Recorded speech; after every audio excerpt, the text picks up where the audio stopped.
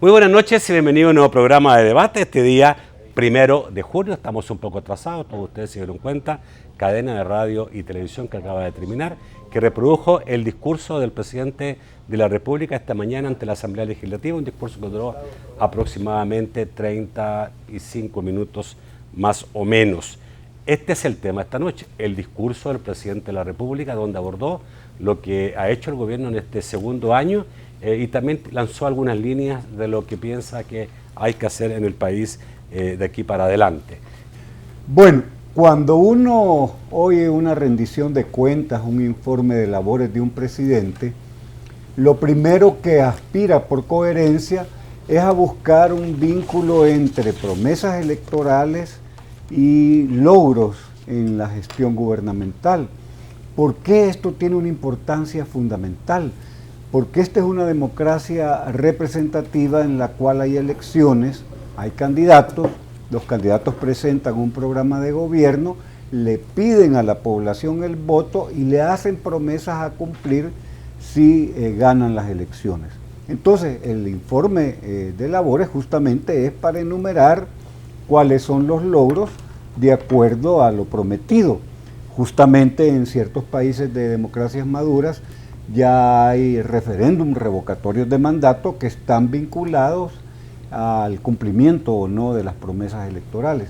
Entonces vimos y oímos un informe de labores que hace esa enumeración, comienza con el tema de seguridad, pero hace una enumeración solamente de los logros que ha tenido en los últimos 2 meses. Es decir, a partir de las medidas extraordinarias, ciertamente ha habido una disminución relativa de los homicidios. El Salvador no se puede ni ningún país evaluar en términos de delincuencia únicamente a partir de los homicidios, porque hay extorsiones, porque hay robos, porque hay hurtos, porque hay expresiones de narcotráfico y otras formas de crimen organizado. Pero para el presidente, con lo que empezó, sus primeros minutos fue una enumeración de los logros que tuvo en los últimos 2 meses. Recordemos que 2015 termina con más de 100 homicidios por cada 100.000 habitantes y cualquiera de los meses que veamos antes de mayo, enero terminó con 738 homicidios, febrero 661, marzo 626, solamente es hasta en abril que hay una disminución de la mitad de los homicidios. Entonces, el tema del control y la represión del delito es lo más importante en el tema de delincuencia. No hay avances importantes en prevención de la delincuencia. Yo me di un poco a la tarea de ver el discurso del 2014, me refiero a la toma de posesión, el del 2015 y el del 2016. Y quizás hay un tema que en el 2015 casi quedó soslayado, y hoy en el 2016, si bien se toma en cuenta, ha perdido la contundencia del 2014. Me refiero al tema de la corrupción. En el discurso del señor presidente en la toma de posesión, dijo, lo he dicho muchas veces y debo dejarlo claro, los recursos del pueblo son sagrados y solo se utilizarán para favorecer el desarrollo y el bienestar del mismo. Tal como se hizo en este gobierno, continuaremos el compromiso, no más corrupción. Entonces, este tema ya en el 2015 no nos aparecía, y en el discurso de ahora del presidente me parece que es un tema que, si bien está señalado, está tocado en 3 párrafos, señalando lo que significa la transparencia como un instrumento en contra de la corrupción, el acceso a la información pública, que hay que debérselo a la ley y a la institucionalidad de la ley, de la aplicación, y luego el señalamiento que se han abierto documentos. Claro, al señalar esto uno se pone a pensar, bueno, ¿y qué pasó con los viajes del presidente? ¿Qué pasó con otras informaciones? Pero bueno, creo yo que esto es un tema que en el pasado no aparecía ni siquiera en las encuestas en los lugares importantes, pero ahora en las 4 encuestas que han sido publicadas esta semana, el tema de la corrupción aparece entre los primeros 4, en cuarto lugar. Este es un fenómeno no solo nacional, casi universal la demanda de la ciudadanía por el tema de enfrentar la corrupción. Creo que el presidente, me parece a mí, en un discurso como este, en su segundo año, el tema de la corrupción, a mi gusto, debe haber sido un poco más explícito, un poco más firme, un poco más contundente por los problemas que de alguna manera se suceden y por la demanda de la ciudadanía. Fuera de ese tema, yo creo que el discurso en general es menos triunfalista que los que fueron los dos anteriores, me refiero más al del 2015, de tal manera que aquella frase de que el presidente presenta una situación como que es Alicia, el país de las maravillas, y que fuera excesivamente en ese sentido, no lo encuentro así. No quiero decir que no hay ciertos momentos, ciertas frases que uno las puede considerar poco objetivas. Vaya, alguien me decía, pero ¿cómo es posible que se diga que en el tema de pensiones que el presidente está demandando va a elevar la rentabilidad y va a ampliar la base y el número de ciudadanos involucrados si el proyecto presentado no dice cómo incorporar a los sectores de la economía informal, por ejemplo, en un país donde ya todo el mundo te está diciendo que entre el 75 y el 80% de la economía está en la informalidad. Pero bueno, igual el tema de decir, mire, se ha mejorado el ingreso, la gente tiene mejores condiciones en el ingreso.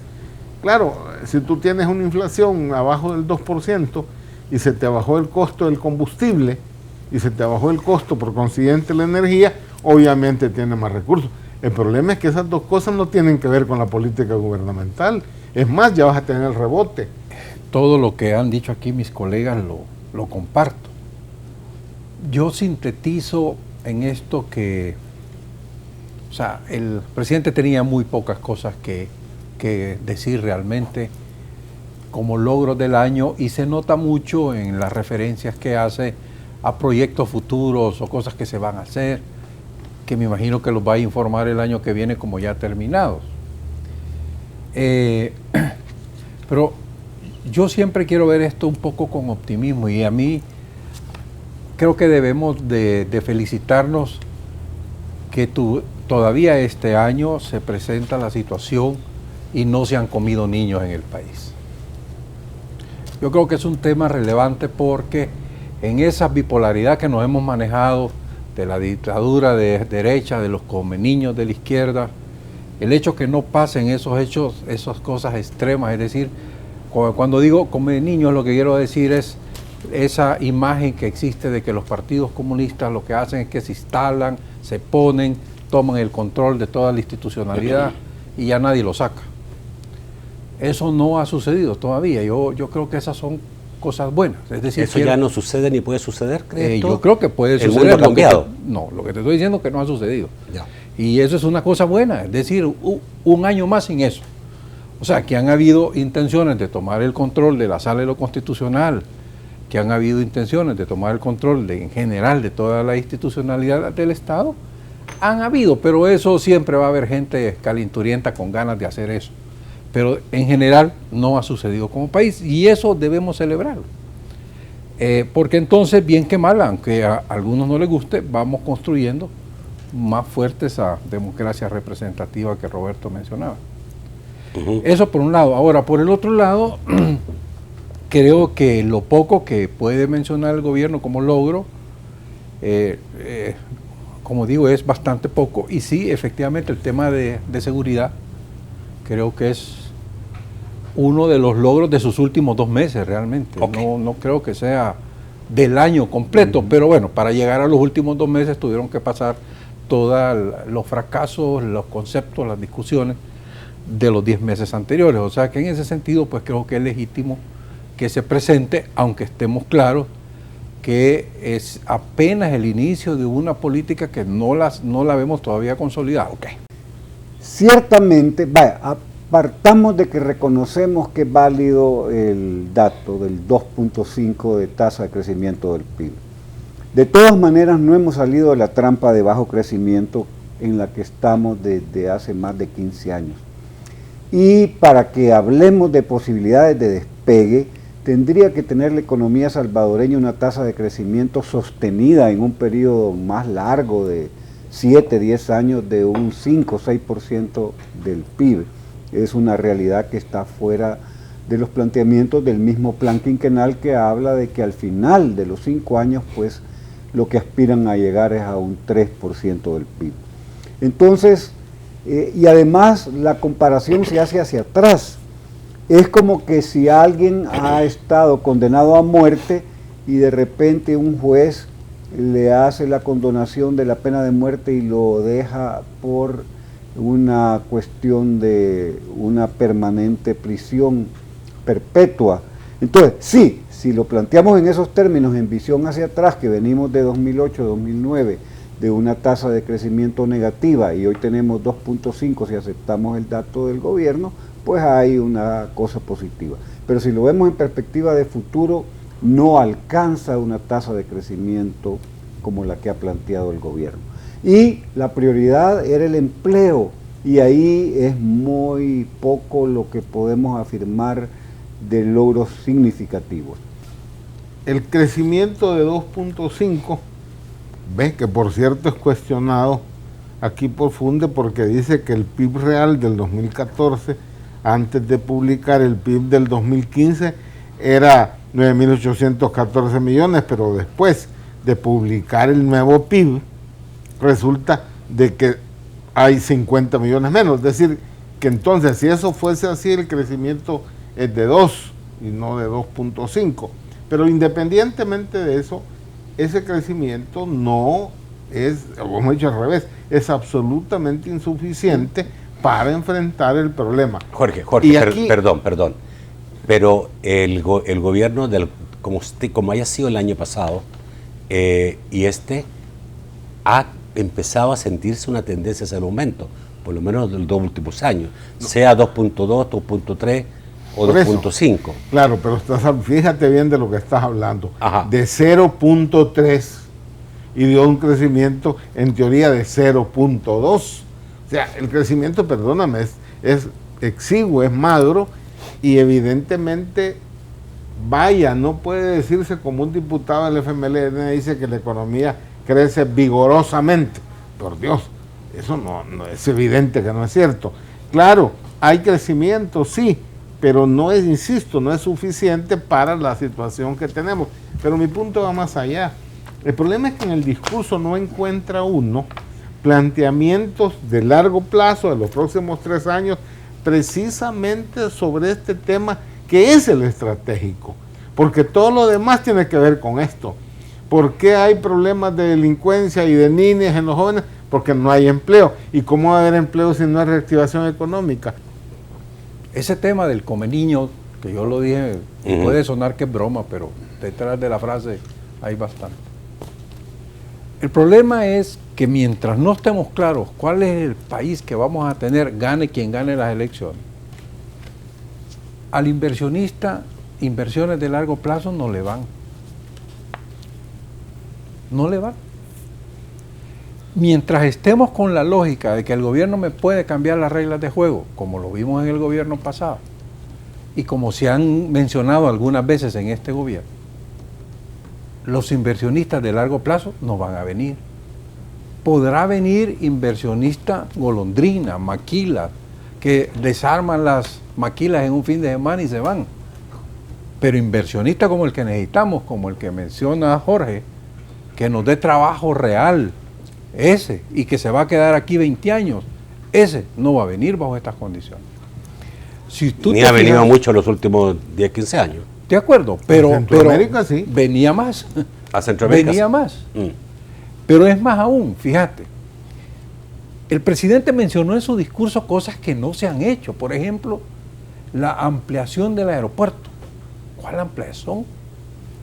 Yo casi ya no viajo, pero cuando me ha tocado viajar, es como que anduvieras en el centro de San Salvador. Ahora, pasa un montón de gente, pasa un montón de nada, y la fila de migración está ahí, chiquitita. Entonces, el aeropuerto se ha quedado pequeño para el concepto de hub, de transferencia que está usando la línea, que es la que más usa el aeropuerto. Y no hay ampliación en este momento.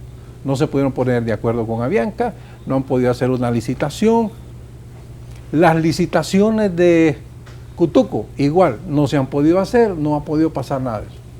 Entonces, ¿qué está sucediendo? Fíjate que el caso Selenel ha tenido un impacto en el largo plazo en la mente de los burócratas más allá de lo que pensaron los que comenzaron el problema.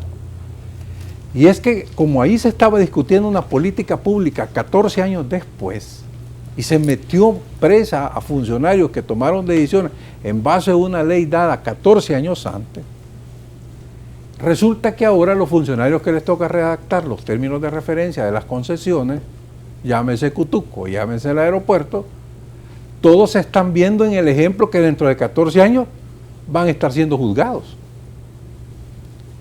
Porque el antecedente ya se dio. Por estar esta noche, muchas gracias, Roberto. Gracias a ti, Nacho, por la invitación. Qué Gracias, bueno Jorge. estar aquí. No, muy buenas noches, muchas gracias, chicos. Gracias, Francisco. Nacho de la Virgen, es un gusto estar por aquí. Es Jorgito de la Virgen. Gracias, amigos televidentes. Los espero mañana a las 8 de la noche en un nuevo programa de debate. Mañana estaremos conversando con los ministros de Salud y de Educación. Hasta mañana.